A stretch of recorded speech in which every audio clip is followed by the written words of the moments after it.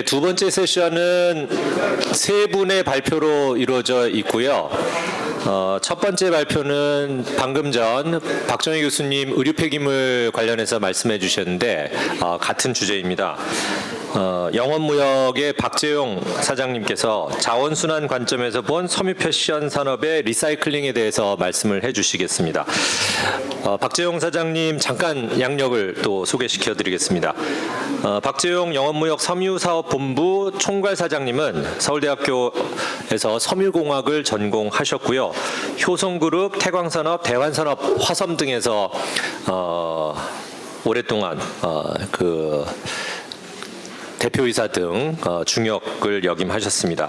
친환경 섬유 소재 개발, 신사업 투자, 생산 경쟁력 강화 등 지난 30년간 화섬 전문가로 활약해 오셨습니다. 큰 박수로 환영해 주시면 감사하겠습니다. 네, 안녕하십니까. 저는 영업무역을 대표해서 이제 오늘 주제 발표를 하게 된 박재용 사장입니다. 소개를 받은 바대로 저는 이제 강태진 학장님의 시험실을 대학원 석사과정을 이제 졸업하고 그래서 이제 오늘 발표자로 선임된 과정은 뭐 여러분들이 상상을 잘 하실 수 있게 그렇게 이제 말씀을 드리겠습니다. 그래서 처음 말씀을 들었을 때 왜 제가 뭐 이런 생각이 좀 들었고 그 다음에 이제 좀 피해 보려고 이제 성기학 회장님하고 우리 부회장님한테 이런 발표 제안을 받았는데 어떻게 할까요? 그러니까 강태진 또 학장님이 직접 전화를 하셨어요.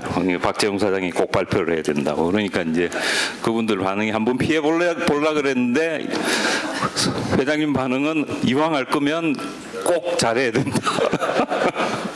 그래서 굉장히 이제 부담이 큰 발표 자리에 서게 됐습니다. 앞전에 이제 두 분이 발표를 하셨는데 보통 이제 기업에서 인터뷰를 하게 되면 신입사원 채용이나 이런 인터뷰를 하게 되면 보통 여자 이제 후보 2명, 그 다음에 남자 후보 1명 이렇게 이제 면접장에 들어가게 되고 그 남자 후보가 공대 출신인 경우에는 결과는 뭐 아주 자명합니다. 최근에 이제 인터뷰 실력들이 다들 이제 출중해져 가지고 대부분 공대 출신의 이 언변이 좀 부족한 분들이 많다 보니까 대부분 이제 떨어지더라고요. 그래서 오늘 앞에 이제 두 분이 굉장히 훌륭한 발표를 해주셔가지고 저에 대한 평가는 굉장히 이제 좀 미저러블할 것 같습니다. 그래서 박정희 교수님께서 발표하신 내용이 사실은 많이 겹칩니다. 그래서 이제 대표적으로 이제 보시면 비디오도 어렵게 구해서 준비를 했는데 아까 이제 박정희 교수님 보여주신 거하고 겹쳐서 그냥 통과하도록 하고요. 이 물질 플로우도 아까 사실은 이제 박주영 교수님이나 또 박정희 교수님께서 설명하신 거하고 많이 이제 대동소이한데 다시 한번 이제 강조를 드리면 전체 이제 100이 있으면 2%는 다른 산업에서 재활용 원료로 공급. 예를 들어서 이제 폴리에스터 바틀은 의류가 아니죠, 그죠? 제가 이 자리에서 발표하는 거는 이제 섬유 및 의료에 대한 거기 때문에 패션에 대한 거기 때문에 그러니까 다른 뭐 용도에서 이제 들어오는 게 2%가 있고 그다음에 이제 1%는 계속 내부에서 순환합니다. 이제 이따가 제가 설명드릴 이런 것들이죠. 이 샘플을 제가 그래도 좀 준비한 게 좀 위닝 포인트가 될 수는 있을 것 같습니다. 그래서 잘 좀 설명을 들어주시고, 그래서 이 97%, 이 3%를 제외한 97%가 이제 우리 신세틱 합성 섬유나 면이나 기타 이제 섬유 재료들이 투입이 되게 되고 그 중에 이제 12%는 생산 중에 이제 로스 불량이 나든지 아니면 이제 뭐 짜투리가 생기든지 하는 그런 이제 부분이 있고 그래서 이제 오롯이 쓸 수 있는 거는 5,300만 톤입니다. 이따 다음 페이지에 설명드리겠지만 우리가 이제 섬유라고 의류에 쓰이는 섬유라고 이제 생각하는 건 1억 2천만 톤 정도 됩니다. 그래서 12%는 생산 중 로스, 50만 톤은 지금 이제 굉장히 논쟁거리가 되고 있는 미세 플라스틱. 이게 뭐 인체에 유해하다, 무해하다 많은 이제 논란들은 있지만 하여튼 양으로 보면 이 정도 수량이 이제 보통 해양으로 이제 빠져나가게 되고 그래서 이제 이 5,300만 톤 중에 또 73%는 아까 설명드리신 대로 매립 또는 이제 소각이 됩니다. 아까 이제 동영상을 이제 보여드리지 않고 통과했지만 예를 들어 프랑스 같은 나라는 지금 이미 2020년도에 섬유나 이제 의류 웨이스트는 폐기를 못하게 돼 있습니다. 그러니까 소각도 안 되고 매립도 안 됩니다. 그러니까 이미 프랑스는 출구가 막혀 있는 데다가 의류 웨이스트를 현재까지는 이제 수출을 해서 해소를 하고 있는데 이제 곧 웨이스트를 수출하는 것까지 이제 EU에서 막는 법안이 지금 이제 발효가 되고 있기 때문에 사실은 프랑스 같은 나라는 지금 임박한 위기라고 이렇게 이제 단언할 수가 있죠. 그래서 이제 그 73%는 이렇게 빠져나가고 그다음에 이제 그 중에 12%는 뭐 우리 충진재나 소파에 들어가는 이제 솜이나 침대에 들어가는 솜이나 이런 좀 약간 폐기성의 이제 물질로 재활용이 되고 수집 과정 중에 또 로스가 발생합니다. 그래서 진정한 의미에서 지금 섬유 패션 산업에서 리사이클이 되고 있는 거는 단 1%. 정말 미미한 양이죠. 그래서 여기에 대해서 좀 설명을 이어가겠습니다. 전체 섬유 시장은 잘 아시는 바대로 폴리에스터 섬유가 57.2% 대부분의 이제 그 소유량을 충당하고 있고 그 다음에 이제 큰 부분이 우리 식물성 섬유인 코튼 우리 그 일신방지 김정수 대표이사님도 와 계신데 이 코튼이라는 소재도 뭐 인류 역사를 같이 했고 우리 섬유와 함께 아주 뭐 대표적인 이제 섬유 소재가 되어 있습니다. 그 다음에 이제 이런 그 코튼을 카피했다고 할 수 있는 이제 인조 섬유가 이제 레이온, 비스코스 레이온이나 뭐 라이오셀, 모달 이름은 달리하지만 대체로 이제 그 셀로직 재생 섬유가 되겠습니다. 그래서 이쪽에 있는 이 애니멀 파이버는 우리가 이제 울 같은 거 뭐 킬로그램당 그 20불합니다. 울은 엄청나게 비싼 이제 소재고 울 같은 소재도 일부 이제 우리가 고급 의류에는 많이 사용이 되지만 양은 뭐 거의 1%에 불과한 전체 동물성 섬유의 소유량이 1.3%입니다. 우리가 과거에 이제 뭐 잠사 그다음에 이제 누에 뭐 실크 이런 이제 단어들을 많이 들으셨을 텐데 실크는 거의 0.1% 그러니까 거의 뭐 양으로 보면 전 세계 시장에서 차지하는 수량은 굉장히 미미합니다.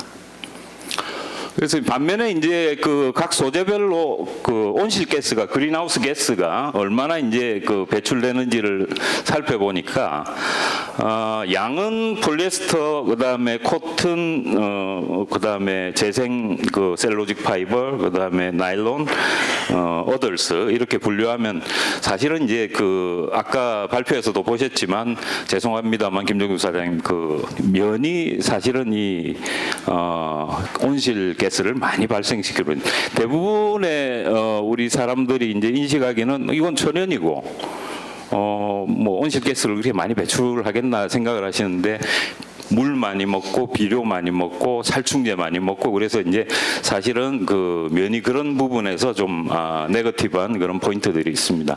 오히려 이제 폴리에스터 그럼 사람들이 이제 그 굉장히 공해를 유발하고 이런 앞에 계신 이제 폴리에스터 펫바트를 보면은 좀 뭔가 이제 좀 안 좋은 이미지를 떠오르실 텐데 사실은 제조 과정에서 발생하는 그린하우스 가스는 폴리에스터 그렇게 높은 편은 아닙니다. 나일론도 마찬가지고요. 그래서 그 제일 낮은 거는 이제 인조 셀로직 파이브가 되겠죠. 과정 중에 보면 프로세스 중에서는 제일 많이 발생하는 게 이제 우리 뭐 예견하셨겠지만 염색 가공 프로세스에서 전체 이제 그린하우스 가스의 36% 발생하고 나머지 이제 실을 만드는 과정에서 한 요거 두 개를 합하면 요거는 이제 채취 과정이고 요거는 실을 만드는 과정입니다. 그래서 한 43% 그러니까 이 두 가지 실 만들고 염색 가공하는 게 가장 큰 이제 온실가스 발생의 주범이다 그렇게 말씀드릴 수 있습니다. 그 다음에 지금 현재 이제 그 화두가 되고 있는 리사이클 섬유 시장은 그럼 어떻게 지금 구성이 돼 있냐? 전 세계 섬유 시장이 아까 1억 2천만 톤이 조금 넘는다고 했고, 현재 이제 그 리사이클 섬유 시장은 950만 톤 정도가 됩니다. 근데 이제 추이를 보면 전체 섬유 생산은 한 4년, 5년 기간 동안 거의 1,000만 톤 단위로 이제 증가를 하고 리사이클 섬유의 시장은 860만 톤에서 950만 톤이니까 아주 미비하게 지금 증가하고 있습니다. 왜 그러겠습니까? 아직도 명확한 해법이 없다고 볼 수 있습니다. 없는 건 아니지만 있지만 이걸 이제 상용화하는 그런 그 확실한 돌파구가 보이지 않는 겁니다. 아까 그 설명하신 재생하고 또는 이제 최종적으로 뭔가 인시너레이션을 하더라도 알뜰하게 다 우리 재활용을 할 수 있는 그런 이제 방법들을 찾아 나가는 과정이겠지만 실제로는 아직까지 많은 기업들이 여기에 진출하고 있지만 현재까지 예를 들어서 이제 석유화학 업계에서도 다 그 화학적 재활용을 하겠다고 이제 나서고 있지만 최근에 오히려 이제 그런 사업 계획들을 철회해 버리고 뭐 특정 기업에서 발표를 하고 있지만 사실은 꼭 이 분위기가 좋은 것만은 아닙니다. 그리고 또 하나 이제 그 팩트는 여기 그 950만 톤에 불과한 이 리사이클 섬유의 기업들이 사실은 시가총액을 합치면 이 전체 1억 2,400만 톤을 생산하는 모든 기업의 시가총액을 아마 뛰어넘을 걸로 계산이 됩니다. 제가 썸을 해보진 않았지만 어떻게 보면 이제 우리가 그린워싱이라고 이제 통칭하는 그런 부분에 있어서 여러 가지 이제 의심을 받는 것들도 있지만, 그러니까 어떻게 보면 이제 이 친환경 또는 리사이클을 오버 마케팅을 해서 또 기업 가치도 블러핑이 되는 그런 사례들이 많이 발생하고 있어서 특별한 주의를 요하고 있습니다. 섬유 리사이클 방식은 아까 뭐 박정희 교수님 그 발표 과정에서 설명하셨기 때문에 저는 뒤에 그 도표를 보면서 설명하겠습니다. 제일 이제 강조하고 싶은 부분은 에너지가 제일 적게 들고 저비용이 드는 가장 쉬운 우리 폴리에스터 바트를 분쇄하는 방법. 요게 이제 가장 그 일반적으로 사용되고 지금 이제 리사이클 시장이라는 거는 다 여기에 편중돼 있습니다. 근데 이제 조금 더 진도가 나가는 부분은 어떤 게 있냐면 여긴 단섬유입니다. 여긴 장섬유고. 그래서 사실은 이제 리사이클을 하는 과정 중에 업계에서 가장 어려움을 겪고 있는 거는 장섬유화하는 겁니다. 우리가 입고 있는 대부분의 화학섬유들은 장섬유입니다. 그러면 펫바트를 분쇄해서 장섬유를 만들 수 있으면 저비용으로 그게 최고인데, 근데 실제로는 그렇지 않아요. 너무 이물도 많이 이제 그 인게이지가 되게 되고 뭐 염료도 들어가 있고, 그러니까 이런 것들을 다 제거하려는 비용이 만만치가 않기 때문에 또는 이제 그걸 만드는 과정이 어렵기 때문에 그냥 화학적으로 원재료로 그냥 환원을 해버리자. 라는 이제 사상인데 잘 못하면 원재료로 다시 환원하는 과정에서 그냥 뭐 석유에서 그냥 원래 있던 폴리에스터나 나일론을 만드는 게 훨씬 에너지도 적게 들고 저비용일 수 있는데 굳이 이제 친환경이라는 그 목적을 가지고 이렇게 이제 재활용을 하다 보니까 이게 어떻게 보면 이제 그린워싱의 한 방편으로 그렇게 이제 의심을 받는 겁니다. 이 기업이 뭐 이익을 더 확대하고 매출을 키우기 위해서 우리는 친환경적인 화학적 재활용을 합니다. 뭐 이런 이제 발표들을 많이 하고 실제로 사업화를 하는데 여전히 좀 논쟁거리가 있는 분야가 되겠습니다. 그 다음에 이제 효소적 재활용도 그 굉장히 순도는 높아지지만 이 효소를 이용해서 이제 그 폐기물을 분해하는 거기 때문에 아직은 공업적 스케일에서 효율이 충분히 확보되는 그런 이제 사업들은 좀 쉽지가 않다 이렇게 생각이 됩니다. 그래서 요거는 가장 이제 심플한 대표적인 그 물리적 이제 재활용 방법입니다. 우리 회사가 지금 하고 있는 물리적 재활용 방법을 여기 저쪽에서는 잘 안 보이실 텐데, 요게 이제 폴리에스터 원단이고 폴리에스터 원단을 자르고 폴리에스터 원단을 이쪽으로 감사합니다.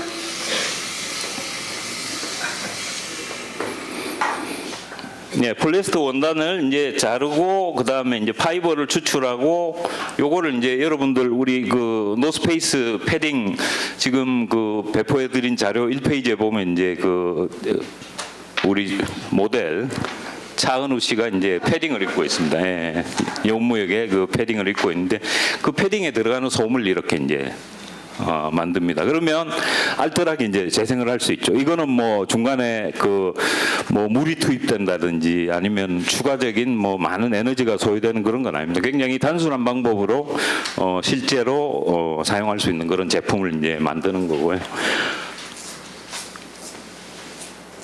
그다음에 이제 또 다른 방법으로는 그 가장 저비용으로 리사이클링, 그러니까 아까 말씀드린 장섬유를 만들 수 있는 방법이 있습니다. 이거 보시면 이제 이게 그 폴리에스터 원사 실패인데요. 이게 이제 장섬유입니다. 아까 말씀드렸듯이 리사이클을 하는 과정에서 가장 어려운 부분 중에 하나가 품질 좋은 장섬유를 만드는 겁니다. 웨이스트에서. 그래서 이게 이제 그 구현이 가능하려 그러면 일반적으로 이렇게 하면은 물성이 아까 박정희 교수님도 말씀하셨지만 취하돼 버립니다.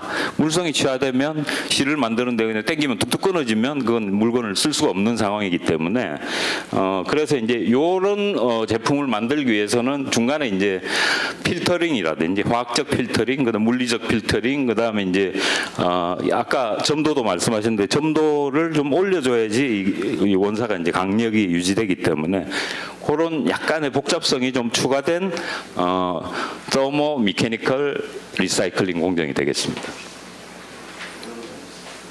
그 다음에 이제 이게 제일 복잡하고 비용도 많이 투입되는 이제 프로세스인데 순도는 가장 잘 확보가 될 수 있습니다. 그러니까 폴리에스터를 원료 물질인 PTA나 그 다음에 폴리올, 뭐 EG라 그러죠. 그 다음에 이제 DMT나 EG, 뭐 이런 이제 원료 물질로 환원하는 게 결국 이제 그 리사이클의 화학적 리사이클링에 이제 그 요약된 설명인데 상당히 그 비용이 많이 들고 또 에너지가 많이 투입되게 됩니다. 그래서 좋긴 좋은데 이걸 가장 저 에너지, 저 비용으로 할 수 있다면 이것도 하나의 방편이 될 수가 있습니다.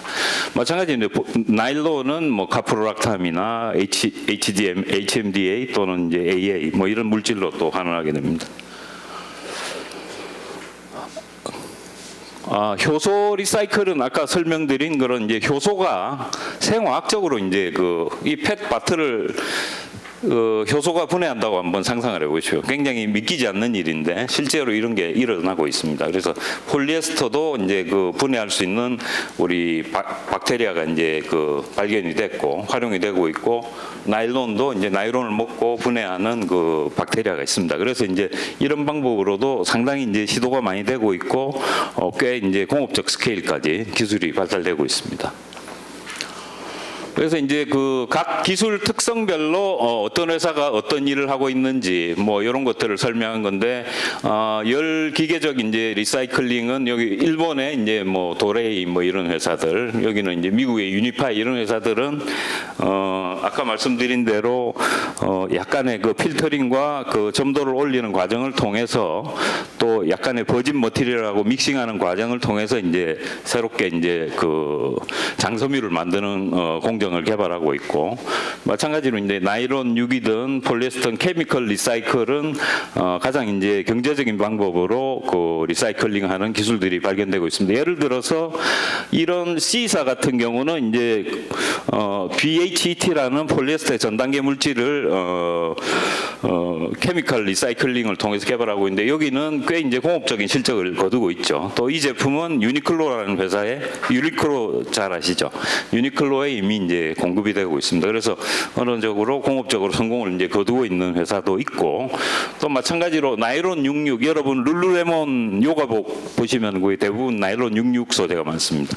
굉장히 어려운 기술이지만 효소 기술을 이용해서 마찬가지로 이제 나일론 66을 환원하는 그런 기술을 또 가지고 있고 공업화를 또 하고 있습니다.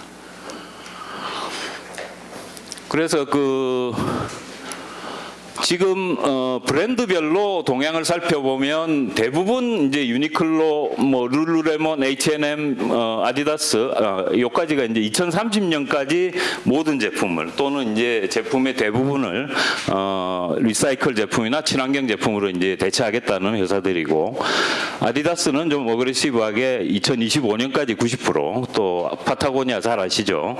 우리 제품을 사지 마세요 하는 좀 특이한 회사입니다. 아웃도어 웨어지만 이제 우리 제품을 사지 마시고 갖다 주시면 수선해 드리겠습니다. 이런 이제 특이한 친환경 컨셉을 가지고 있는 회사인데 이 회사는 25년까지 석유화학 베이스의 물질은 쓰지 않겠다. 뭐 이렇게 또 선언한 회사가 있습니다. 아까 EU의 프랑스를 사례로 들었는데 EU는 계속 무한 질주를 하고 있습니다. 그러니까 환경과 관련해서는 좀 뭐 속되게 이야기하면 좌파적인 그런 정책을 굉장히 드라이브를 걸고 있고 그게 과연 친환경인지 아니면 과한지 아니면 아직도 미흡한지 거기에 대해서는 제가 뭐라고 판단을 못 하겠으나 지금 현재 이제 도입하고 있는 거는 그 옷에 들어간 의류에 들어간 원사 또는 염료 모든 물질들에 대해서 패스포트, 즉 바코드나 QR 코드나 이런 이제 그 증빙이 가능한 디지털 그 인식 장치를 다 달아서 증명을 하라는 겁니다. 이 물질이 안전하게 이제 또 공해를 유발하지 않고 유통이 되고 있다는 것. 그다음에 미국은 뭐 사실은 이제 주별로 그 정부에서는 아직 이제 명확하게 입안을 하지 않았고 또 트럼프 정권이 들어서면 좀 이 부분이 또 많이 희석이 될 것 같지만 캘리포니아 주나 조금 이렇게 좀 그 환경을 강조하는 주들은 이미 이제 유럽 수준의 규제들이 논의가 되고 있는 과정입니다. 그래서 이제 그린워싱은 그 처음에도 제가 말씀을 좀 드렸지만 예를 들어서 오게닉 커튼, 그러니까 제가 감히 이제 그 뭐 오게닉 커튼에 대해서 좀 그 퀘스천 마크를 던지면 그 물을 상당히 많이 쓰는데 아까 말씀드렸듯이 이게 오게닉 커튼이 이제 비료도 안 주고 살충제도 안 뿌리고 해서 정말 환경에 좋습니다라고 이제 홍보를 하는데 실제로 그 똑같은 면을 수확하기 위해서는 뭐 3배, 4배의 경작 면적을 써야 되고 더 많은 물을 그럼으로 인해서 이제 소모하게 되고 결과적으로 이게 과연 친환경이냐. 그러니까 이제 대표적으로 트레이드오프 사례가 그런 거죠. 그러니까 아까 말씀드린 화학적 리사이클 방식도 상당한 영역이 이 트레이드오프에 해당하는 경우가 있습니다. 친환경으로 리사이클은 했지만 결과적으로 총 에너지 양은 더 썼다. 탄소 배출량은 더 많다. 뭐 이런 사례가 있을 수가 있다는 거죠.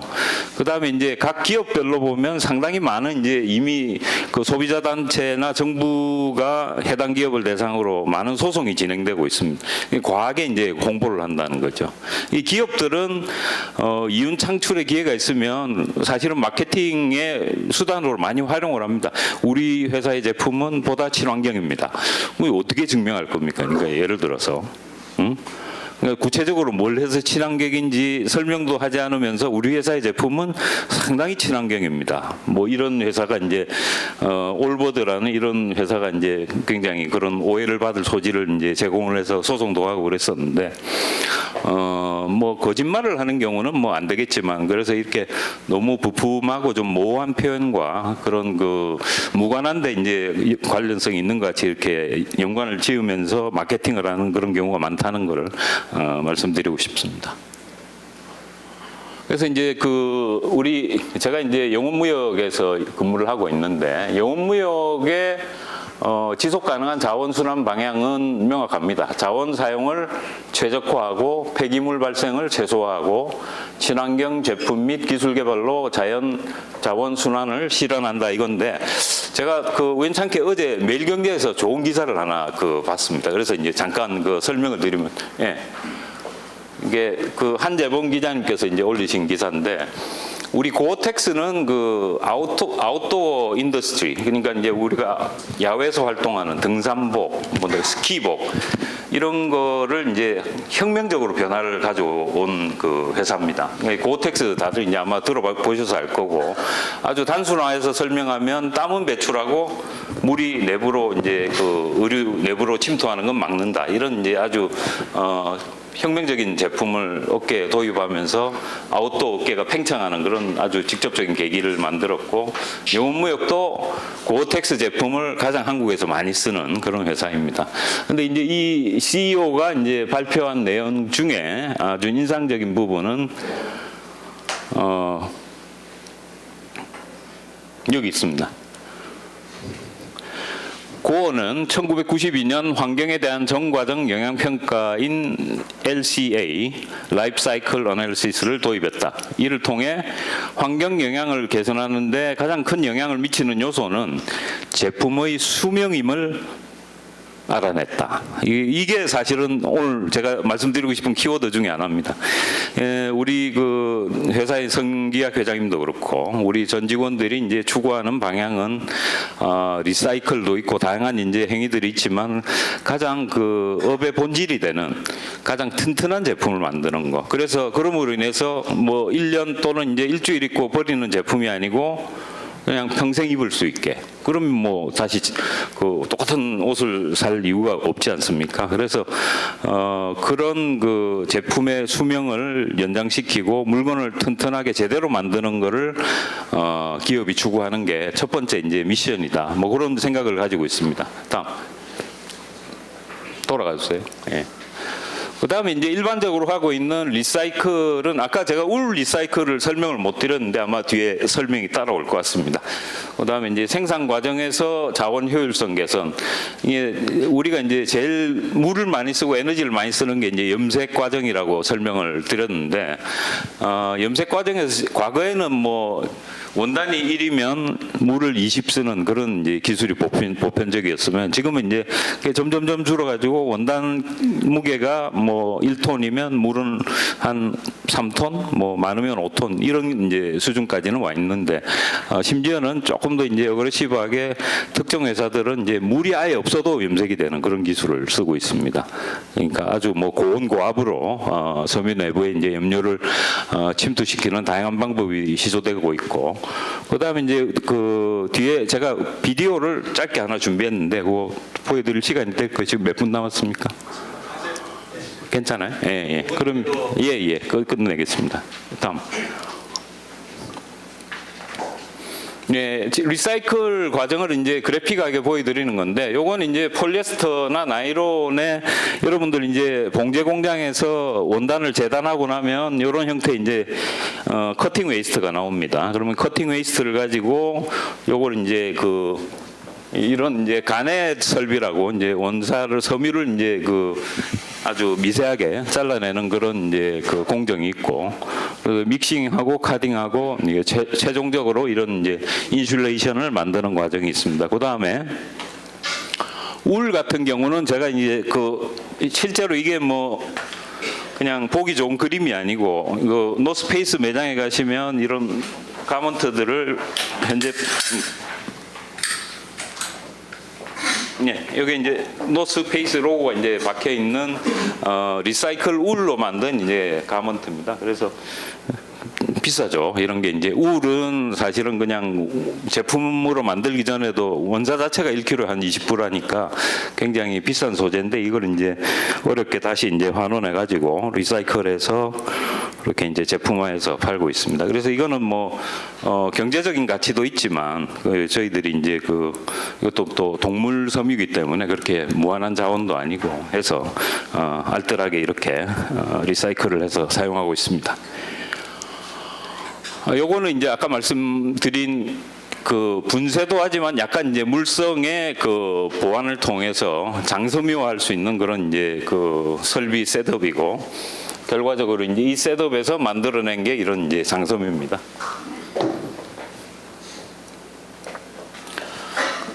이 모노 머티리얼 또는 싱글 머티리얼 폴리시라고 하는 게 이제 저변이 확대되고 있습니다. 그러니까 리사이클을 하기 위해서는 만약에 제 옷의 지퍼는 나이론이고 그다음에 이 단추는 뭐 포리플로필렌이고 원단은 폴리에스터다. 그러면 이걸 다 떼어내고 물질을 처음부터 다 분류를 해야 되는데 사실은 이제 설계 단계에서 단추도 폴리에스터, 지퍼도 폴리에스터, 원단도 폴리에스터면 그냥 분쇄기에 넣으면 따로 분리할 필요가 없죠. 그래서 이제 이 싱글 머티리얼 폴리시라는 게 이제 글로벌 브랜드들 사이에서는 이제 아주 보편화되고 있습니다. 그래서 아주 제품을 설계할 단계부터 이런 친환경적인 배려가 있어야 된다는 그런 포인트가 되겠습니다.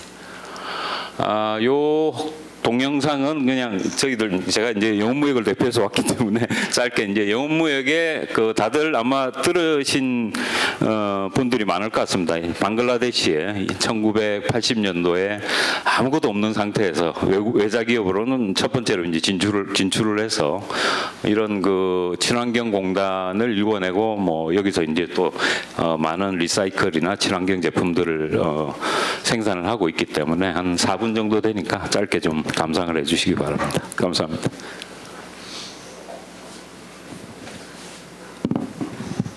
KEPZ is situated on the Kornafuli riverside in Chittagong's Anwara area and is currently the largest private EPZ in Bangladesh.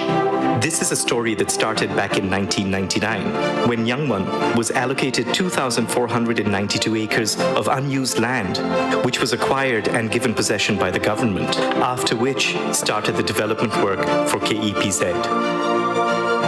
Working tirelessly in a short span of time, Yangwon Group has transformed the barren land into a world-class eco-friendly industrial zone, which is predicted to attract foreign investment worth over $1.2 billion. There are very few EPZs or industrial zones that are environmentally friendly, worker-orientated, and commercially successful at the same time.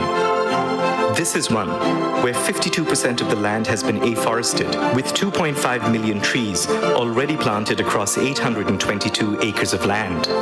This afforestation program is ongoing, with approximately 200,000 trees being planted every year. Furthermore, in accordance with government stipulations, 470 acres of land have been kept as open areas, where there are over 25 artificial lakes that hold up to 500 million gallons of rainwater every year.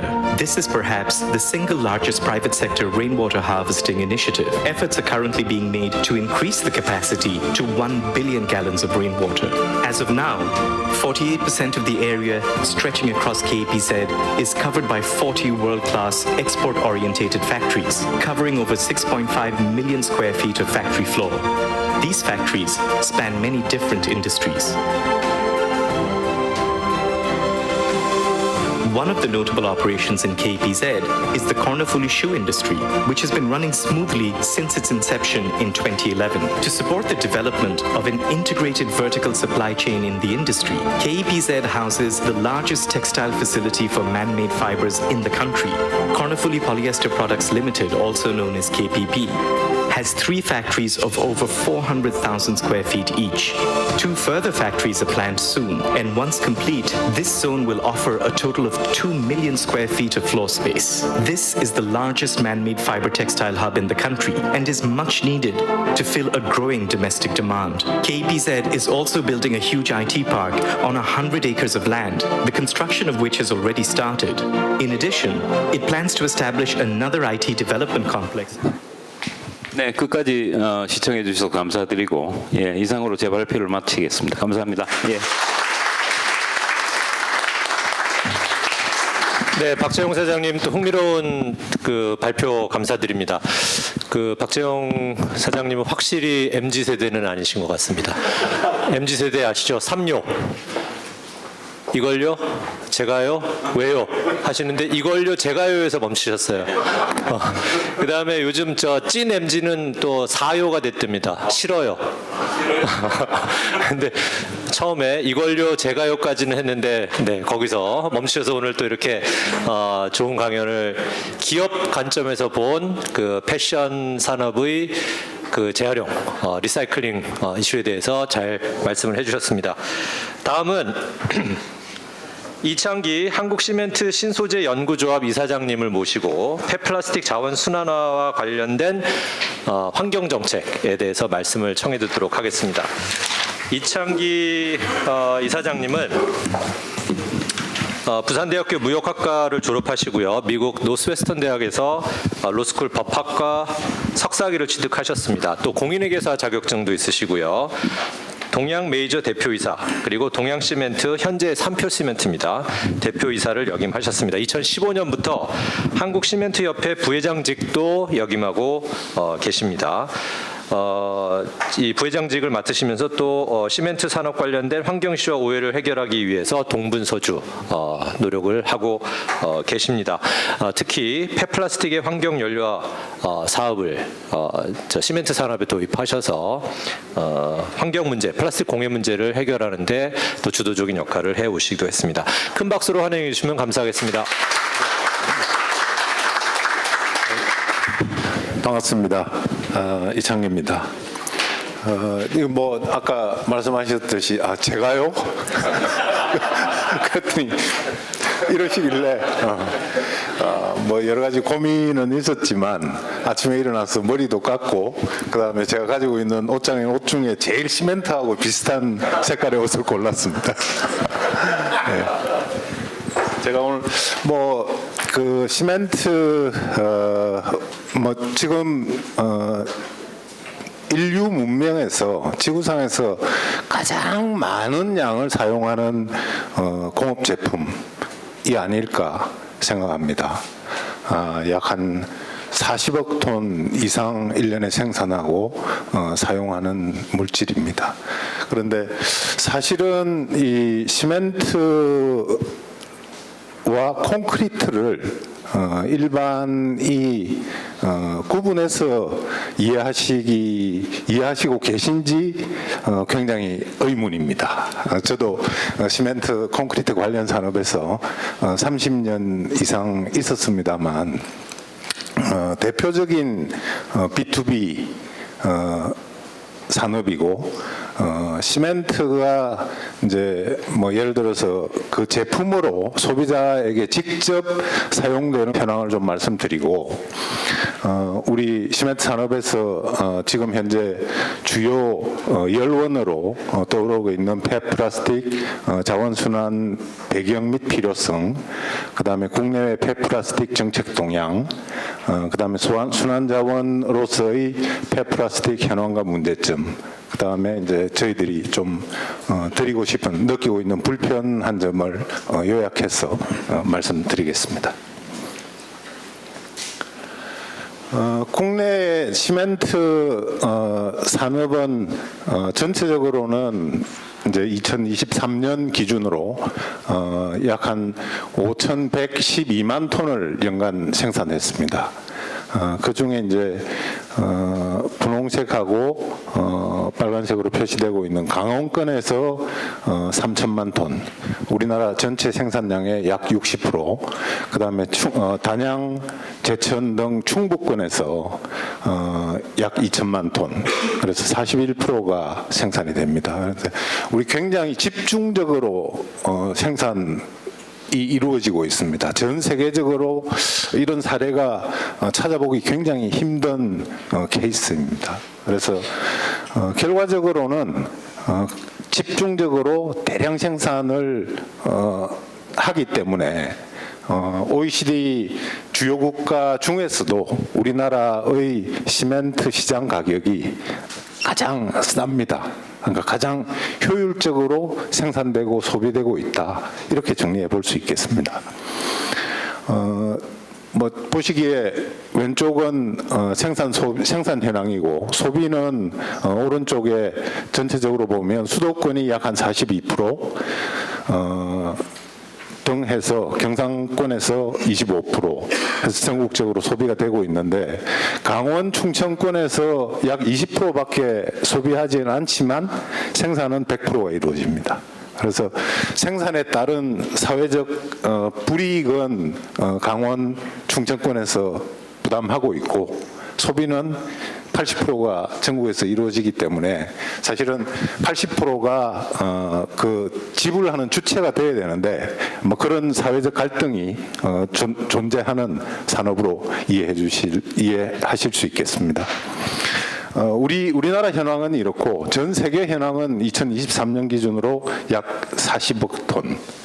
그래서 우리나라는 2023년 기준으로는 세계 11위권의 시멘트 생산 소비국입니다. 제일 앞에 중국을 보시면 20억 톤입니다. 20억 톤인데 중국 인구가 뭐 추산이 16억 그렇게 한다면 퍼캐피타로 두당 사용량이 1톤을 초과합니다. 우리나라는 보시면 5,100만 톤이니까 우리 인구 5천만 기준으로 보면 1톤을 사용하고 있습니다. 그러니까 전 세계적으로 시멘트를 사용하는 집중도가 굉장히 높은 나라, 중국 다음의 나라에 해당이 됩니다. 뒤에 우리나라 뒤에 보시면 오른쪽에 일본이 4,700만 톤을 생산 소비하고 있습니다. 일본 인구가 약 한 1억 2천 정도 되니까 인당 사용량으로 보면 400kg가 안 되는 그런 상황이 되겠습니다. 그러니까 일본의 경우는 1980년대 버블 이전에 사용량 피크 때 약 한 1억 톤을 생산 소비했습니다. 그 이후에 지금 한 30년 동안 일본의 소비량이 반 이하로 감소한 현황이고요.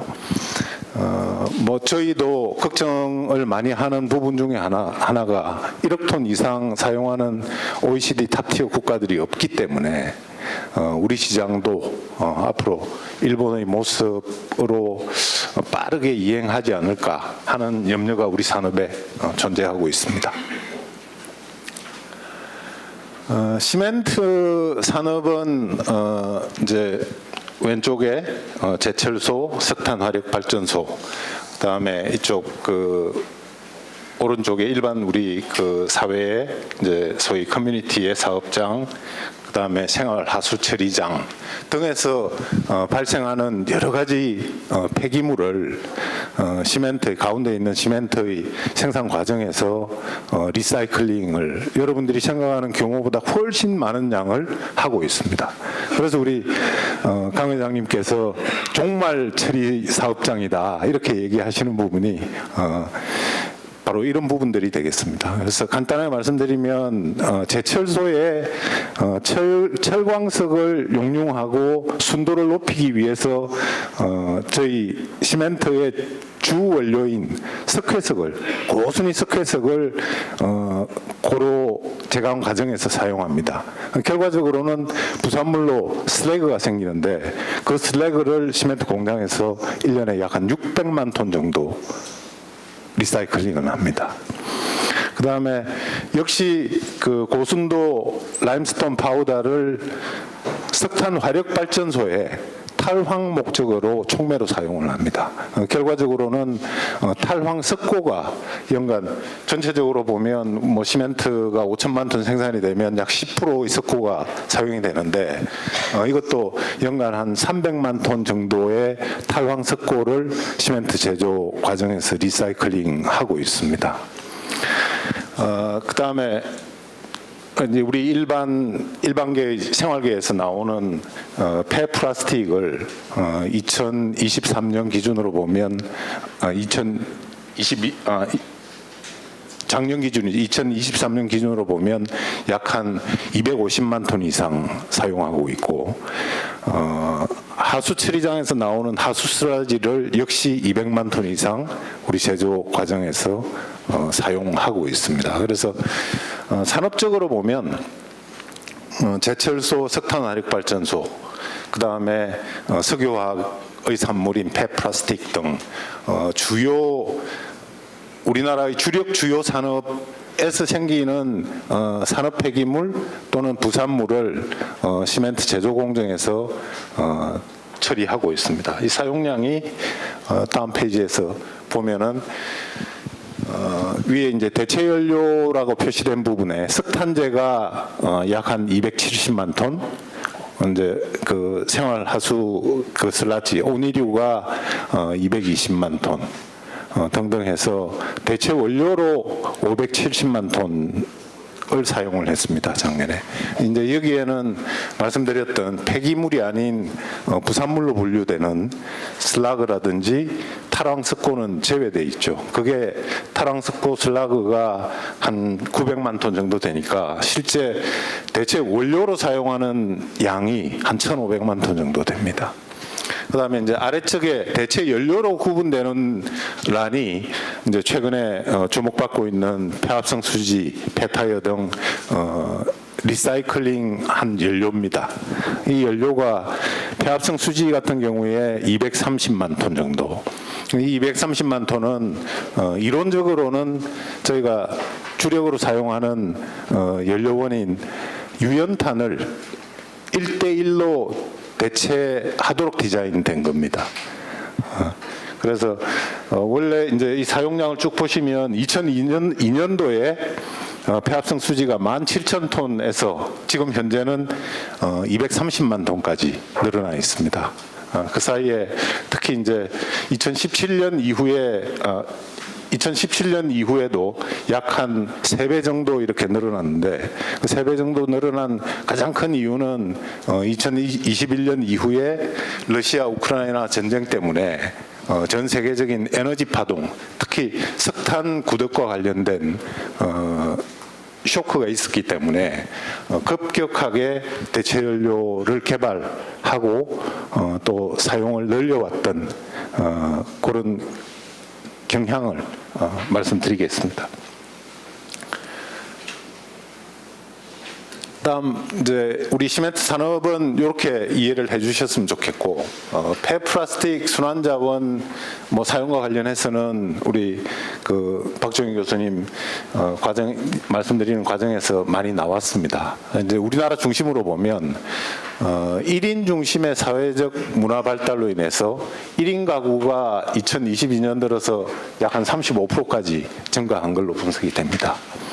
그래서 2020년 기준 1인당 연간 폐플라스틱 배출량은 약 한 1인당 200kg까지 증가했고, 이제 OECD 회원국 평균의 약 4배 정도의 수준입니다. 이게 우리나라의 현황입니다.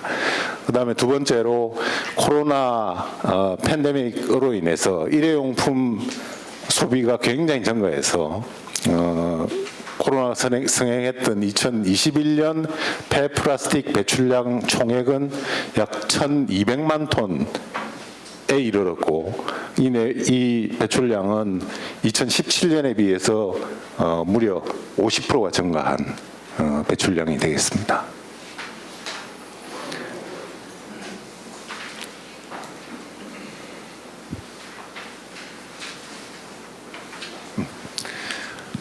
국내 폐플라스틱 발생량은 2021년도에 약 1,200만 톤으로 11년간 과거로부터 약 2.5배 증가한 걸로 집계가 되고 있고,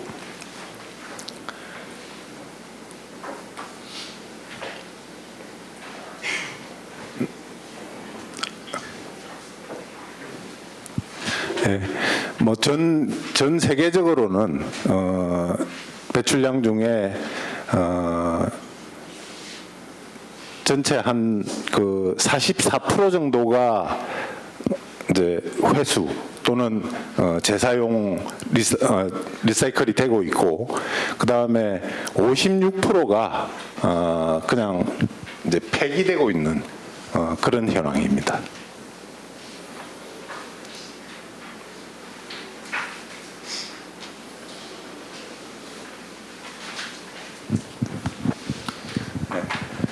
그래서 플라스틱의 문제는 뭐 기본적으로 플라스틱 제조로 인한 탄소 배출의 증가도 문제이지만, 지금 사실은 뭐 그동안 가장 그 플라스틱 사용에 대한 폐해로 지적되고 있는 점들이 그 해양 투기입니다.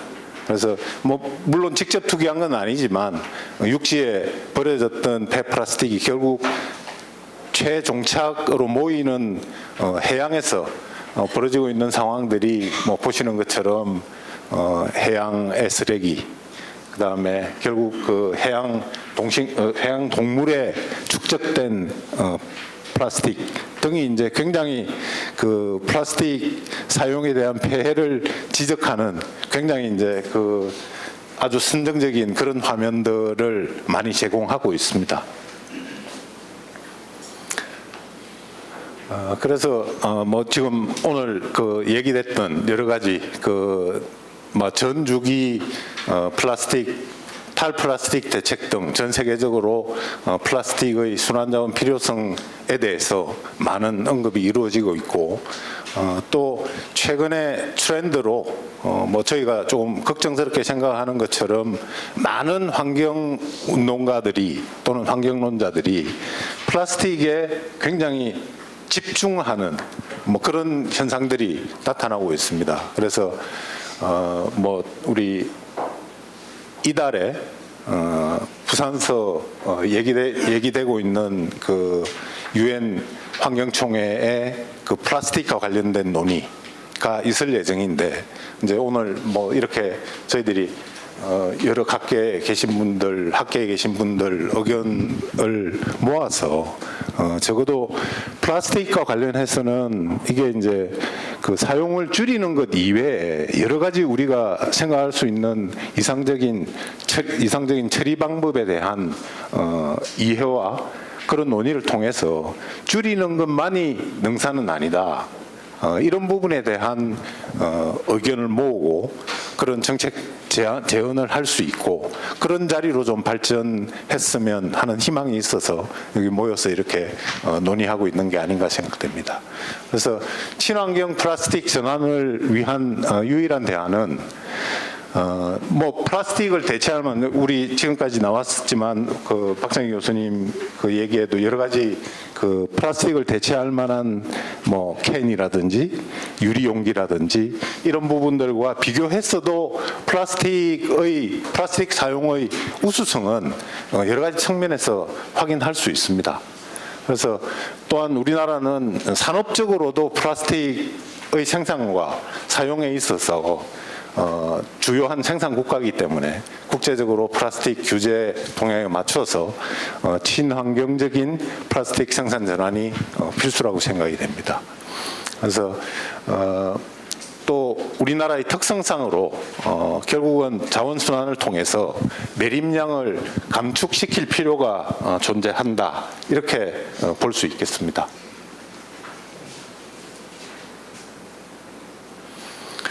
말씀드린 그 INC가 뭐 5차례에 걸쳐서 사전에 논의가 있었고 이달 말경에 부산서 이와 관련된 논의가 진행될 예정입니다.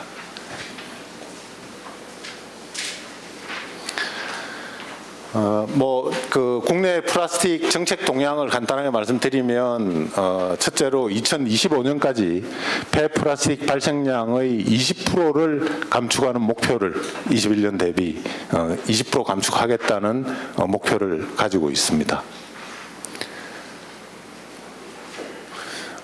그다음에 중요한 뭐 정책 변화의 두 번째는 2026년부터 수도권에서 소위 그 가연성 폐기물의 직매립을 금지하는 자원순환 기본법이 시행되게 됩니다. 그래서 결국은 뭐 그 수도권 매립지의 고갈이 예상되어 있습니다만 일단 한번 소각을 하면 그 소각재만 매립이 되기 때문에 매립장의 가용 연수를 연장할 수 있다. 그런 차원에서 2026년부터 가연성 폐기물의 직매립을 금지하는 법안이 발효될 예정이고 그다음에 이제 대형 석유화학 업체들의 움직임이 이제 뭐 한 1, 2년 전의 트렌드였습니다만은 화학적 재활용, 소위 이제 열분해 유와 관련된 논의가 굉장히 많이 일어나고 있습니다. 그래서 뭐 열분해 유가 화학적 활용 노력이 소위 이제 그 폐기물의 순도 퓨리티와 관련해서 바이어블한 대안이냐 하는 것에 대한 논의들이 굉장히 열심히 이루어지고 있습니다. 국내 폐플라스틱 자원순환의 전체 그 현황과 문제점으로 대두되고 있는 게 이제 뭐 저희도 그 여러 가지 산업적으로 관련이 있는 석유화학업계, 시멘트업계 등등 해서 굉장히 많은 노력을 하고 있습니다만은 실질적으로 폐플라스틱과 관련된 통계 자료의 구덕에 굉장한 어려움을 가지고 있습니다. 그래서 뭐 한편 추진되고 있던 그 플라스틱 플랫폼의 구성과 관련된 노력이 실제 시장 기준으로 민간 베이스에서 굉장히 활발히 좀 촉진되었으면 하는 그런 바람을 가지고 있고요. 재활용 활성화와 상관되는 지자체에서 이제 일어나는 현상들입니다. 그러니까 결국은 직매립 금지와 관련해서 지금 현재 폐기물 폐기물 소각장과 관련돼 있는 시설 확대 대형화가 굉장히 절실함에도 실질적으로는 우리 동네에서는 안 된다. 뭐 이런 님비 현상 때문에 굉장히 그 소각장의 건립 자체가 굉장히 어려운 상황에 있습니다.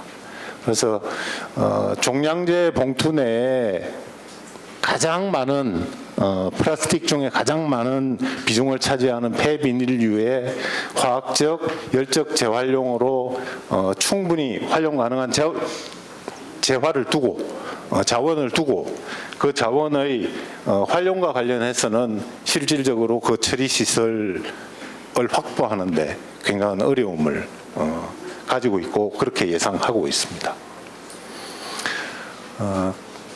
또 이제 저희 그 사용하는 입장에서 저희 이제 그 앞장에서 설명드렸던 것처럼 시멘트 업계에서는 2020년대 들어서 사용량을 늘리기 위한 노력을 하고 그 다음에 수용하기 위한 시설 투자를 전부 이행을 했습니다만 실질적으로는 250만 톤 이상 재활용 연료를 확보해서 지금 현재 그 느끼고 있는 어려움들은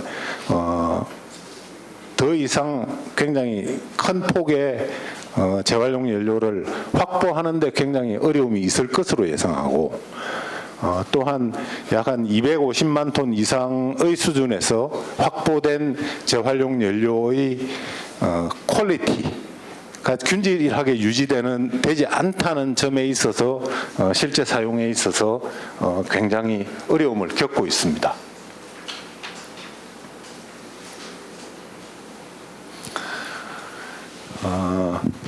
이제 뭐 마지막으로 저희가 그 드리고 싶은 말씀으로 정리를 해보면 첫째는 그 플라스틱 자원순환 제도와 관련해서는 플라스틱 통계 제도 정비 말씀드렸던 플라스틱 플랫폼이 조속히 마련되었으면 하는 입장이 되겠고 폐플라스틱 자원순환화 전 과정 환경영향평가 표준의 마련도 시급할 것으로 보입니다.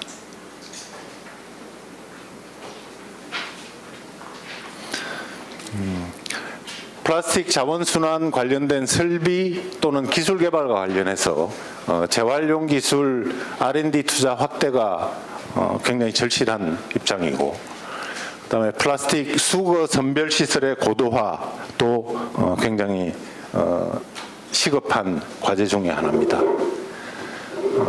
이제 결국은 그 종량제 봉투의 자원화와 관련해서 생활 폐기물의 자원 순환화와 관련된 이런 과제들이 조속히 좀 이루어졌으면 하는 희망 사항이 있습니다.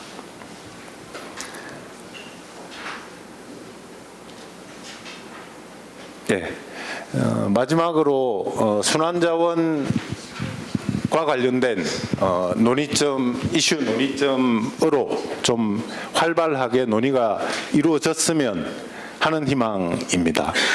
첫째는 그 소위 이제 이해관계의 충돌 또는 이념이 시장에 개입을 해서 현상을 왜곡하는 문제 이와 관련해서는 이해 충돌과 관련해서는 이제 결국은 시장 메커니즘이 조정을 해줍니다. 결과적으로 뭐 시간과 노력을 들여서 뭐 예를 들면 저희가 지금까지 순환자원을 사용하면서 느꼈던 이해 충돌과 관련해서는 소각로 업계와 시멘트 업계 이제 시멘트 업계에서 소위 대체 연료 수용성을 굉장히 높여가니까 결국은 소각로 업계에서는 이제 소각 영업과 관련된 먹을거리가 줄어드는 현상들이 발생했고 그와 관련해서 수년간 그런 이제 소위 그 논의들이 있어 왔습니다.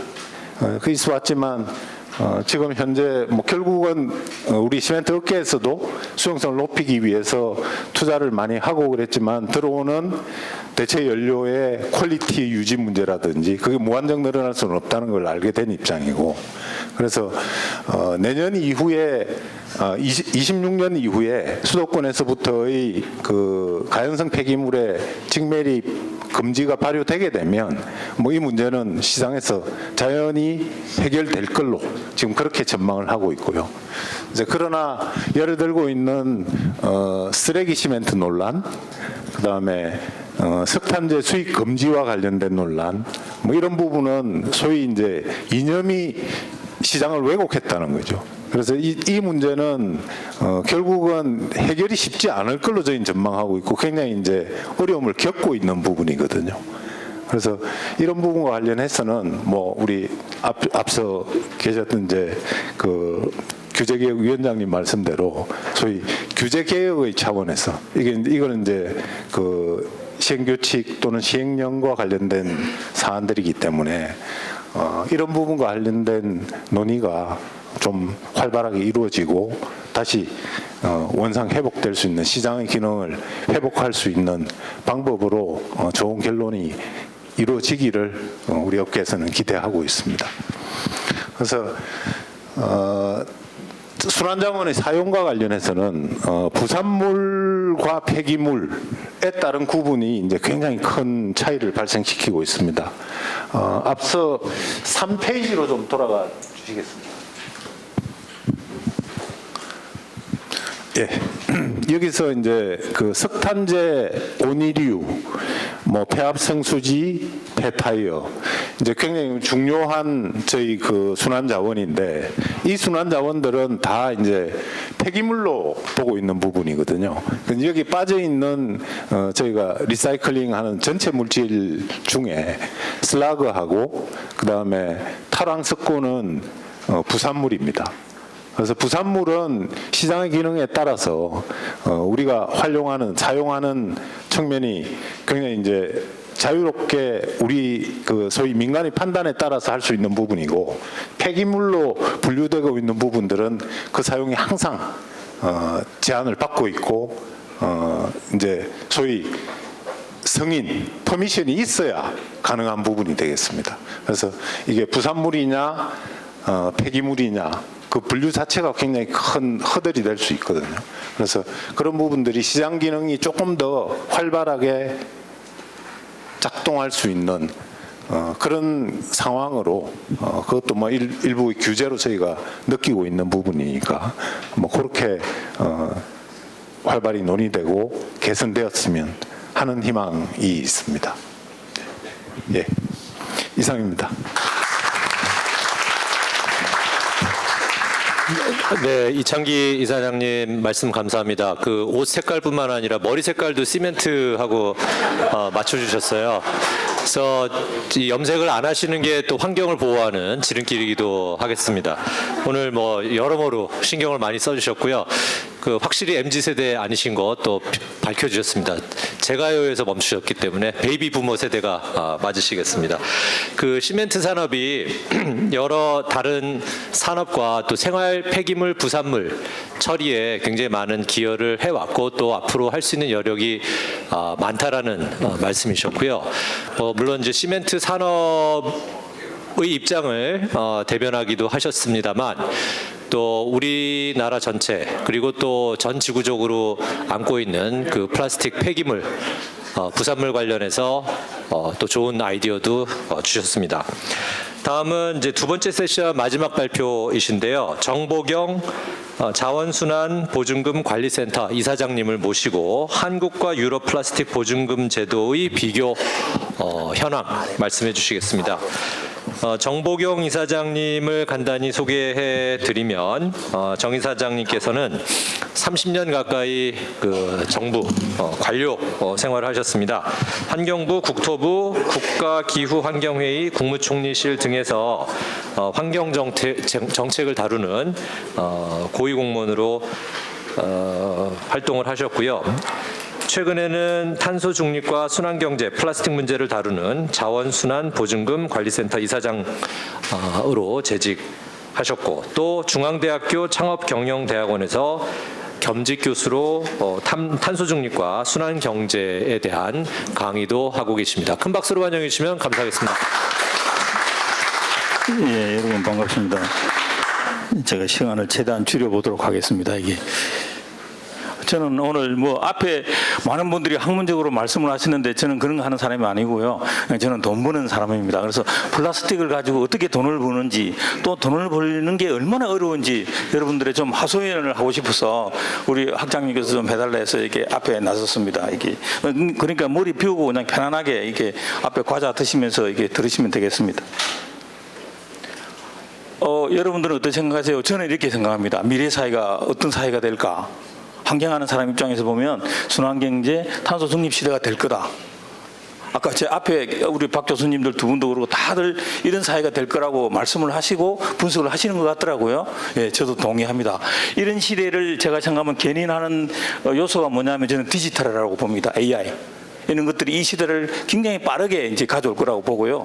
더 지연시키는 요소는 트럼프가 아닐까 저는 그런 생각을 하고 있습니다. 그래서 돈을 벌려면은 이 순환경제, 탄소중립, AI 이 결합된 일들을 해야 창업이 되고 돈을 벌고 아마 그렇게 될 겁니다. 그래서 저는 이 세 가지 요소를 결합한 사업들을 계속해서 찾아가고 있고 학생들한테 가르치고 돈을 벌어보려고 애를 씁니다. 한 10년 후에 제가 엄청난 부자가 돼 있을지도 모르겠습니다. 우리 회사 돈 버는 얘기를 하겠습니다. 우리 회사가 앞에 세 가지 요소를 다 결합해서 돈을 벌고 있습니다. 지금 여러분들 이제 빈병 보증금 제도, 일회용 보증금 제도 이게 서울 계시는 분들은 잘 몰라요. 제주도 계신 분들은 잘 아는데 이제 소주 많이 드시는 분들은 알 거예요. 빈병 보증금제. 저 친구가 소주를 마시면서 어떻게 돈을 벌지? 한번 보십시오. 이 빈병 보증금제라는 게 소주를 여러분들이 사 드실 때 거기에 보면 오늘 한번 보세요. 100원이라고 쓰여 있어요. 그 돈이 저한테 들어옵니다. 여러분들이 소주 한 병 드실 때마다. 예, 오늘 식당에서 한번 보세요. 그 100원을 이제 파시는 분들이 여러분한테 가지고 있다가 저한테 넣어놨다가 여러분들이 그 다음날 술을 깨고 나면 사모님이 마트에 가면 제가 다시 100원을 돌려줍니다. 여러분들은 아무 손해가 없죠. 물가에 영향을 미치는 것도 아니고. 근데 여러분들이 술 먹다가 옆에 사람하고 싸우다가 술병을 깨웠다. 또는 술 먹었는데 병이 어디로 갔는지 못 찾는다. 그러면 그것은 순전히 제 돈이 되는 겁니다. 여러분들이 안 찾아가니까 미반환 보증금이. 약간 봉이 김선달 같은 생각이 드실지도 모르겠습니다. 하여튼 탄소 중립 시대는 어떻게든 그렇게 돈을 버는 겁니다. 그래서 빈병 보증금제가 제가 부과하는 게 소주, 맥주는 조금 크다고 해서 100원이 아니고 130원을 부과합니다. 맥주 많이 드시면 좋습니다. 저한테. 그렇게 해서 14개에서 100종 이상의 제품에 보증금을 이렇게 부과하고 있습니다. 돈은 어떻게 버느냐? 빈병 아까 안 찾아가는 돈이 주 수입원입니다. 이게 연간 우리가 소주가 우리나라 소주 맥주 다 합치면 얼마나 팔리냐 하면은 약 50억 병이 팔려요. 지금은 젊은 사람들이 좀 적게 먹어가지고 40억 병 정도밖에 안 팔립니다. 여기에 100원을 부과하면 제 회사 매출액이 1년에 5천억이에요. 5천억. 근데 여러분들이 술 드시고 안 찾아가잖아요. 그 2%만 안 찾아가도 5천에 1을 곱하면 1년에 저한테 100억이 남습니다. 제 직원들이 한 40명 되거든요. 돈 다 주고 제 월급도 가져가고 퇴직금도 가져가고. 그죠? 네, 그렇게 합니다. 그러면 저는 돈을 벌고 자연은 어때요? 여러분들이 자연은 엄청 좋잖아요. 그게 다 돌아오니까. 옛날에는 인천 앞바다에 사이다병이 떠다녔어요. 안 떠다니잖아요. 자연도 엄청 이익이에요. 자원은 어때요? 새로 만들 필요 없잖아요. 재사용하면 되니까. 그러니까 탄소 중립이 일어나는 거잖아요. 탄소 배출권을 또 파는 거예요, 제가. 그죠? 그래서 지금 탄소 중립 시대에는 여러분들이 재화와 그 서비스를 팔면서 또 뭐 팔아야 돼요? 탄소를 팔 줄 알아야 돼요. 탄소 중립 시대는. 그래서 저는 탄소를 팝니다. 제품을 팔고 탄소를 팔고. 예, 그렇게 합니다. 그래서 이렇게 합니다. 그래서 우리 회사는 1985년에 일찍이 이런 시대가 올 것이라는 것을 누군가 예측을 했는지 안 했는지 모르지만 하여튼 이 시대하고 컨셉이 딱 맞아 들어간 거예요. 그래서 돈을 벌고 있습니다. 근데 슬픈 일들이 일어납니다. 어디다 맞춰야 되나? 예, 이렇게 해서 병이 작은 병은 사이다병 이런 건 70원이고 소주병은 100원이고 맥주병은 130원이니까 안 그러면 여러분들 뭐 대병 마셔도 좋습니다. 큰 무학소주 대병 이런 거 마시면 돈이 이렇게 많이 들어오니까. 예. 예, 그러면 우리만 돈 버는 게 아니에요. 새로운 시대가 오면 그 새로운 시대와 연관돼서 따라오는 후발주자들도 돈을 많이 벌어요. 우리 회사를 필두로 해가지고 여기 소주 생산자들도 돈을 벌죠. 재사용을 계속 하니까 5번, 6번 하니까. 그죠? 그러면서 이 사람들은 ESG라는 걸 덤으로 얻게 되는 겁니다. 그래서 지속 가능성 보고서에 이렇게 쓰죠. 그분들이. 그 밑에 우리 코스모는 이렇게 돈을 버는 거고요. 은행들도 돈을 많이 법니다. 우리가 이걸 차릴 때 은행에서 비딩이 들어왔어요. 서로. 그래서 우리가 수십억을 받고 한 회사를 선정해서 이 업무를 준 거예요. 이 사람들도 왜 자기들도 ESG 해야 되거든요. 은행에서도. 그렇게 하죠. 그래서 미반환금 예치 수익도 매일 들어오잖아요. 이거 하려면 자기들 국민들이 어떻게 해야 돼요? 국민들이 갖고 있는 계좌를 자기가 연동시켜야 되거든요. 이 수입이 큰 거예요. 또 소매업자들도 받아가지고 팔고 하면서 돈을 법니다. 우리 회사 미래 어떻게 될 것 같아요, 여러분? 여러분들도 우리 회사에 오세요. 이렇게 될 것 같잖아요. 앞으로 사회를 한번 보세요. 자원민족주의가 되는 겁니다. 히토리 때문에. 그죠? 그 다음에 자원이 자꾸 없어져요. 효율적으로 사용해야 되잖아요. 그죠? 이런 게 기본적으로 근본적으로 이런 동인들이 작동하면은 우리 회사가 망할 수가 없잖아요. 우리는 재사용 재활용이 우리 회사 모토니까. 그래서 우리 회사가 엄청나게 성장할 수밖에 없는 구조로 가는 거예요. 트럼프가 없으면 더 빨리 갈 텐데 어떻게 될지 모르겠습니다만. 그래서 ESG 강화되고 재사용해서 우리가 탄소 절감해서 아까 말씀드렸잖아요. 소주병 하나 만들 때를 베이스 라인으로 보면 이 사이클링 되는 것을 우리가 노력하는 라인으로 보면 그 차이를 탄소 배출권으로 계산해서 그걸 배출권으로 파는 거거든요. 그게. 근데 탄소 가격이 올라갈 거잖아요. 우리나라는 톤당 얼마예요? 10,000원을 안 해요. 유럽은 얼마입니까? 10만 원이 넘잖아요. 결국 환경은 글로벌 스탠다드로 묶이는 거예요. 환경이라는 게 글로벌 이슈니까. 그럼 결국 우리도 10만 원 간다고요. 그럼 저처럼 이렇게 해서 재사용 재활용해서 모아놨던 탄소 배출권을 딱 갖고 있으면 나중에 10배가 올라가겠다는 생각이 들잖아요. 예, 그런 걸 보고 하는 거예요, 저희들이. 예, 그렇게 하는 겁니다. 그래서 배출권 팔 가능성도 크고요. 또 아까 말씀하셨듯이 석유화학 회사들이 5대 석유화학 회사들이 제가 이 회사 열 때 5대 석유화학 회사들 실무자들이 저한테 연락이 와요. 자기하고 MOU 하자고. 왜요? 그 사람들은 버진 플라스틱은 잘 만들어요. 석유 가지고 만드니까 값싸게 잘 만들죠. 근데 재생원료를 써야 되잖아요. 재생원료 사용 의무화가 된다고요. 2030 30%. 그죠? 우리나라는 지금 3%밖에 안 하면 하나만 하죠. 그래서 안 하는 거예요.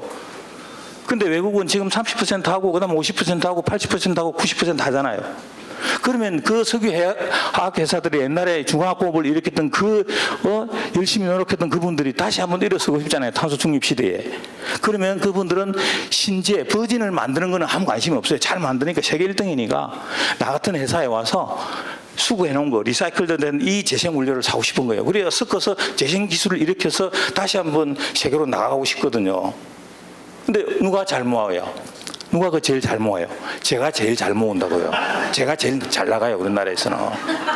왜요? 보증금 때문에 그렇잖아요. 보증금 어떤 폐자원에 가격을 부과해 놓으면요, 갖다 주는 사람이요, 깨끗하게 해가 갖다 줘요. 사모님들이 깨끗하게 해가 갖다 준다니까요. 더러운 거는요, 버려요. 그러면 제3자 반환이 되기 때문에 할머니들이 여러분들보다 시간 가치가 덜한 분들이 주어서 깨끗하게 해서 다시 돈을 찾아러 가는 거예요. 그죠? 돈이 묻어 있으니까. 그래서 제가 맨날 하는 영어는 못하지만 하이 볼륨, 하이 퀄리티를 우리 회사가 한다고 보는 거예요. 그래서 제가 제일 잘 나가는 거예요. 그걸 알고 아까 5대 석유 회사들이 저희들한테 접촉을 한 거예요. 예. 거기까지는 우리 회사가 잘 나갔어요. 예. 그래서 미래는 재생원료를 진짜가 강자가 된다고 제가 그렇게 믿고 있죠. 우리 직원들한테도 그렇게 공부시키고 그렇게 이게 쭉 나가면서 아까 그 얘기를 하는 거예요. 석유화학 회사들하고 같이 일하고 싶어서. 이제 아까 소주만 팔으니까 제가 성이 안 차가지고 이제 일회용 플라스틱 컵을 이제 오늘 주제인 컵을 팔려고 이제 한 거예요. 그래서 이제 일회용 컵도 1년에 30억 개씩 나와요. 그게 도처에 여러분들 많잖아요. 먹고 나면 버리잖아요. 일회용 컵은 버릴 수밖에 없어요. 소비 구조가. 왜? 그건 생수병은 뚜껑을 닫아가지고 밥 먹고 아까처럼 나중에 집에 들고 와서 밥 먹어도 되잖아요. 이 커피 그렇게 하시겠어요? 그거 들고 가시겠어요, 집에? 식어서 못 들어가요. 그 다음 옷에 흘려요. 그죠? 그러니까 이 일회용 커피 컵은 먹고 나면 그냥 버려야 되는 거예요. 근데 버릴 때 여러분들 좀 마음이 아프잖아요. 배우신 분들이. 환경 부채의식을 느끼는 거예요. 근데 내가 300원을 내고 버리면 당당한 거예요. 그래. 내가 300원 냈어. 그 옆에 할머니가 주고 가는 거예요. 그래서 그 경제가 도는 거예요. 여러분들이 전혀 환경 부채의식을 느낄 필요가 없어요. 당당하게 버리면 돼요. 300원 내고. 우리가 지향하는 게 그거예요. 저기 창피하다고 어디 건물 뒤에 숨겨놓고 이러면 안 돼요. 이게 버릴 때는 당당하게 버려야 되는 거예요. 그게 자원이라는 특성이에요. 그게 300원에 갖는 위력이에요. 우리는 그걸 알죠. 예. 그래서 이렇게 된 겁니다. 그렇게 해서 이제 일회용 플라스틱 컵을 해서 전국에 이제 확대할 거라고. 근데 제가 얼마 붙였습니까? 100원이 아니에요. 300원을 붙였어요. 저는 사실 50원만 붙이고 싶었어요. 왜냐면 50원 붙이면 아무도 안 찾아갈 테니까 귀찮아서. 근데 여론조사를 해보니까 국민들이 300원 붙이라고 나온 거예요. 300원 붙이니까 다 찾아가요. 그럼 위반 보증금이 없어서 제가 이제 슬픈 이게 그렇게 된 겁니다. 이 산업들이 뭐예요? 컵에 다 라벨이 붙어 있어요. 라벨을 부착하는 사람들도 돈을 엄청 버는 거예요. 그죠? 각인하는 수거하는 회사들 돈을 벌죠. 순환경제에서 가장 핵심이 뭐예요? 수거예요. 수거를 해야 재사용을 하든 재활용을 할 거 아니에요. 그죠? 수거에 많은 비용이 들어가요. 이 수거를 가장 과학적으로 효율적으로 규모가 크게 하는 회사가 돈 벌게 돼 있어요. 전국에 수거망을 만든 회사가. 그걸 우리가 만들려고 한 거예요. 제가 이 수거망을 만들면요, 그것만 하겠어요? CJ 불러가지고, 야, CJ 햇반, 니도 햇반 그 통, 그거 하자. 그죠? 참치캔, 니 이리 와봐. 참치캔 니 해야지. 비타500, 니도 이리 와봐. 제 수거망에 다 얹으면 되는 거 아니에요. 그럼 제가 얼마나 돈을 많이 벌겠어요?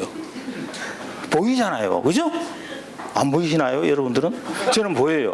여하튼 그래서 이런 산업들이 막 일어나는 거예요. 그 다음에 지금은 우리가 수거할 때 현금으로 안 해요. 수거 앱을 가지고 해요. 이런 아까 AI 산업들이 일어나는 거예요. 우리 아까 제가 말씀드린 것처럼 그렇게 이제 돼서 그래서 제가 야 내가 이사장 할 때 일주 하겠다 이런 꿈을 꾸었죠. 5천억짜리 회사가. 근데 이렇게 됩니다. 몇 달 앞두고 나니까 6월 달에 해야 되는데 야 너 12월 달부터 해. 왜? 코로나 때문에 소상공인들이 힘들다고. 알겠습니다. 12월 달 할게요. 3개월 앞에 9월 달 하니까 야 전국 가지 말라면 제주하고 세종만 해. 제가 전국에 다 깔았어요. 시스템을 다 구축했을 거 아니에요. 전 국민을 대상으로. 망했죠. 이렇게 지분이 나는 거예요. 6개월 유예했는데 제주만 하라고. 제가 어떻게 해야 되겠습니까?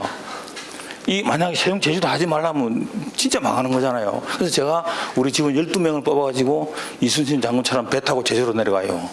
12명을 제가 직접. 12명을 데리고 제주도에 가서 이 제주에다가 사를 걸죠.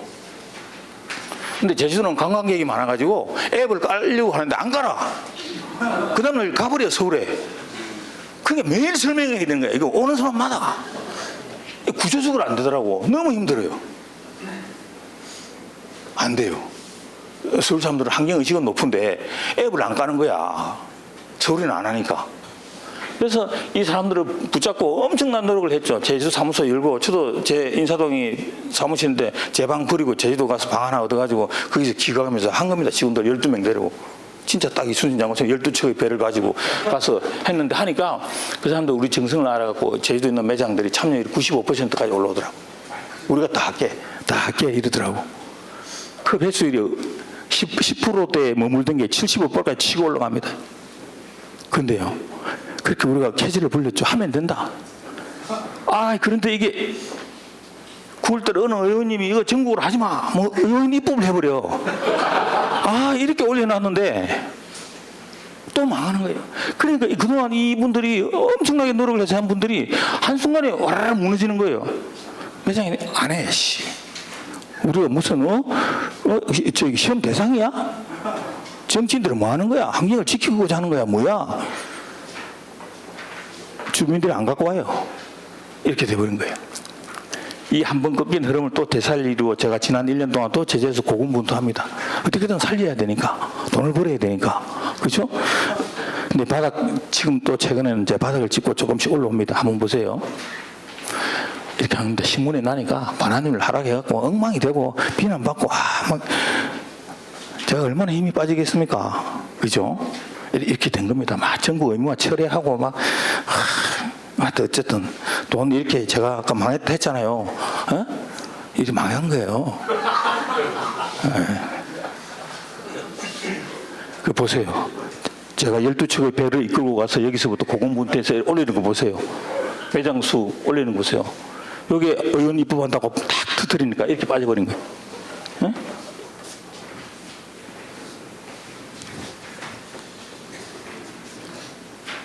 참여율도 보세요. 95%가 다 한 거예요. 근데 의원 입법 딱 떠들으니까 이렇게 떨어져 버리는 거예요. 절반 이하로 안 해. 그 반환하는 주민들 보세요. 이렇게 머무는 걸 우리가 12척의 배가 가서 이렇게 한 거예요. 사람들이 엄청 박수 쳤죠. 그 의원 한 분이 나서서 이렇게 만들어버린 거예요. 그래서 아까 지난 1년 동안 또 고생을 하니까 다시 그 사람들이 우리의 정성을 알아가지고 다시 올라오기 시작하는 겁니다.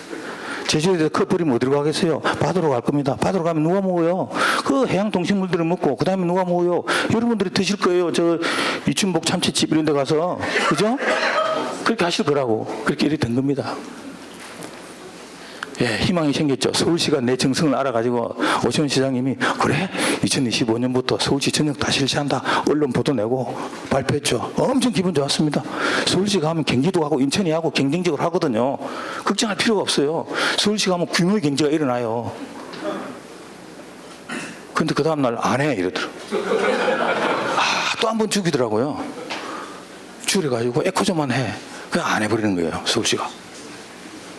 또 망했어요. 근데요, 유럽은 어떻게 합니까? 2029년에 보증금지 의무화를 해버려요. 여러분들. 내가 불쌍해서가 아니고 유럽 따라가야 되는 거예요. 글로벌 스탠다드예요. 어? 의무화 대상에 다 들어있어요. 금년 말에 국제협약 논의한다는데 제발 우리 정부가 내 얘기 좀 해줬으면 좋겠는데 안 할 것 같아. 여보. 이렇게 된 거예요.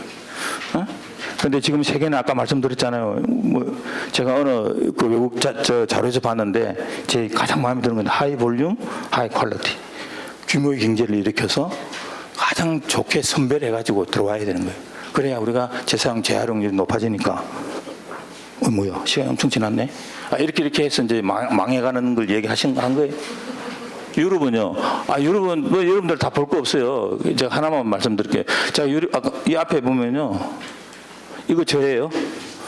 제가 직접 갔어요. 하도 안 되니까 답답해서 유럽은 진짜 어떻게 하는지 다 확인한 거예요. 유럽 잘해요.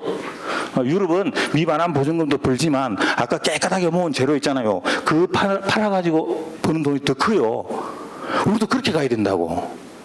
이게 중요한 게 왜냐하면 이건 수급을 많이 하면 돈을 못 벌잖아요. 제가 수급을 많이 하면 무슨 돈을 벌어요? 이 돈을 버는 거거든요.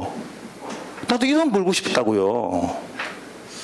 여러분들 쌈짓돈 내가 빼앗고 싶은 게 아니고 이걸 당당하게 팔고 싶다니까. 수고 많이 해서 우리도 그렇게 가야 되는 거예요. 잠깐 넘어갈게요. 예, 이제 자료를 보시면 되고요. 시간이 없으니까 쭉쭉 가서 뭐 탄소 감량되는 그런 거는 이제 어떤 연구자들의 주장이니까 그렇게 보시면 되고요. 다 제가 유럽 이렇게 하는 거예요. 유럽이. 이게 조금 더 소득이 높은 선진국부터 중심으로 해서 조금 더 낮은 국가들까지 다 포함시켜서 계속해서 이렇게 가는 거예요. 우리도 이 길 따라가자니까요. 왜요? 우리도 아시아 시장에서 패권을 우리가 지어야 되잖아요. 헤게모니를, 플라스틱 헤게모니 아시아에서 누가 지어야 돼요? K 플라스틱이 지어야 되잖아요. 왜요? 아니에요? 플라스틱이 아시아 시장에서 이런 거 하는 나라 우리나라밖에 없어요. 중국 얼마나 버려요. 필리핀 이런 사람들이 싱가포르 월드뱅크에서 저한테 연락 왔어요. 네가 누구 나라에서 저기 플라스틱 관리 제일 잘한다며 아시아에서 거점 도시가 국가가 필요하대. 나보고 너랑 같이 하재. 제가 예스 했습니다. 근데 제가 이제 퇴임일이 다 돼가지고 같이 하지 못하는데 그런 거예요. 아시아 시장에서 우리가 넘버원 해야죠. 왜 못합니까? 할 수 있어요.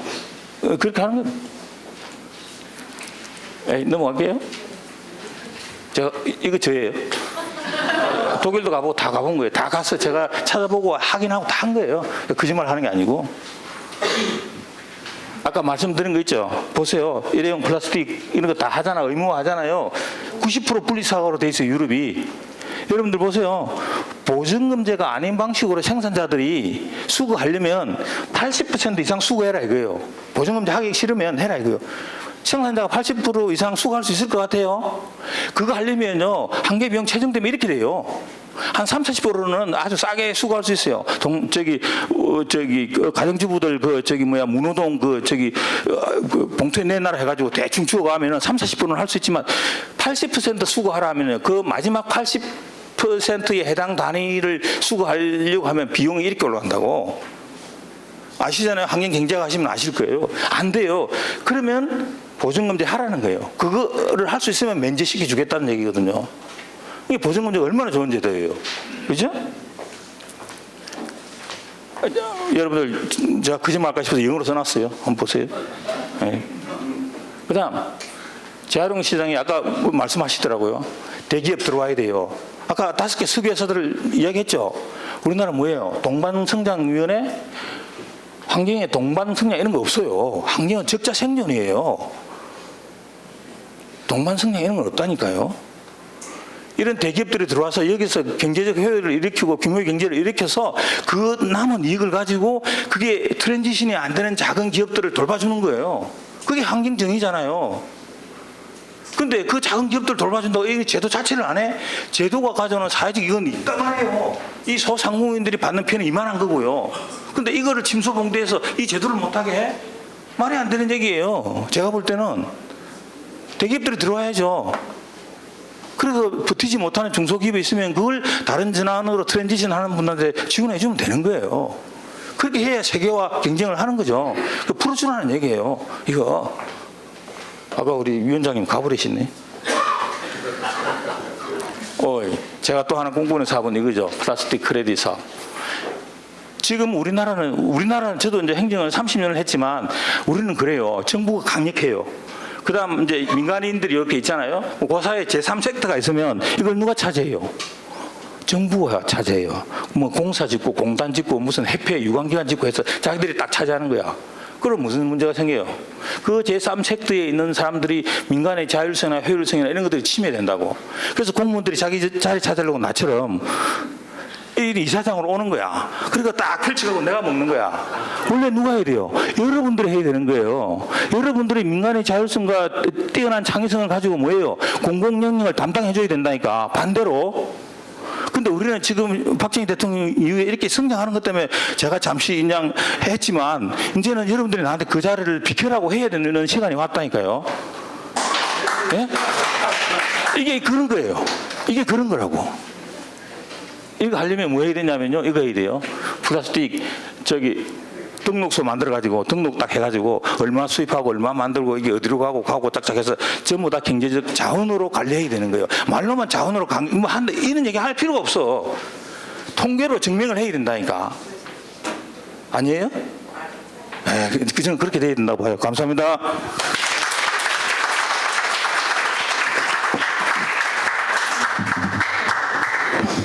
정보경 이사장님 무거운 주제를 너무 재밌게 말씀을 해주셔서요. 이게 웃을 일이 아닌데 너무 웃음을 주셨어요. 그리고 정 이사장님께서 공무원 생활을 안 하시고 아마 학술 활동을 하셨으면은 노벨 경제학상을 받으셨을 것 같습니다. 왜냐하면 이 주제가 딱 노벨 경제학상에서 이야기하는 그 제도 경제학, 이 공해 문제, 그러니까 해결이 안 되는 이 문제를 재산권을 부여해서 풀어야 된다라는 얘기거든요. 그동안 이제 탄소 배출권, 탄소 크레딧까지 왔었고요. 그다음에 맨 마지막에 말씀하신 것처럼 이제 플라스틱 크레딧 시대로 접어들고 있고 그 첨단에서 여러 어려움에도 불구하고 아직까지는 살아남아 계시고요. 모두에 말씀하신 것처럼 10년 뒤에는 정말 대박이 나시기를 바라겠습니다.